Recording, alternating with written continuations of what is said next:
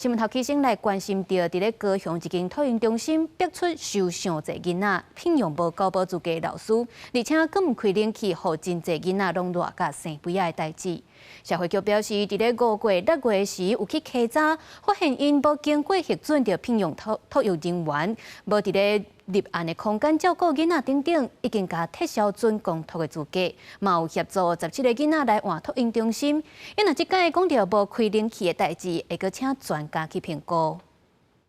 老师带囡仔行伫托婴中心内底，有其他囡仔伫较凉所在活动，除了户外活动，有日籍老师指控，入去教室的囡仔也热甲亲像伫外口共款，因为医方要求老师免上早开冷气。就是很热啊，然后会长一些热疹啊，问园方可不可以开冷气，提早开冷气这样子，还是都没有改善。日籍老师指控，长期以来，有的囡仔早起7点半就到会，煞到11点才开冷气，未少囡仔热出尾啊。家长反映也无改善，也发现托婴中心请无照的老师超收学生，环境无好。是一个储藏室，很小，真的很小，而且他们那个地方有冷气，但他们没有开。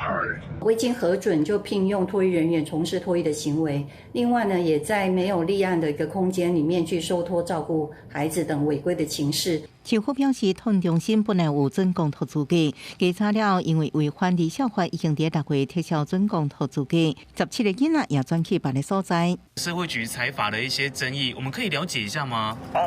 现在不方便，不好意思。市府认为无开冷气是托育安排，会请专家评估辅导，确保囡仔的托育权益。卡托婴中心电话无人听，到学校查证，今日员工应答无法度代替主管回应。医方答复家长的批是强调所谓违规事实，是师生进前托婴中心进前无成停无核准，对主管机关认定确信，会尽上大努力向社会局申诉。记者综合报道。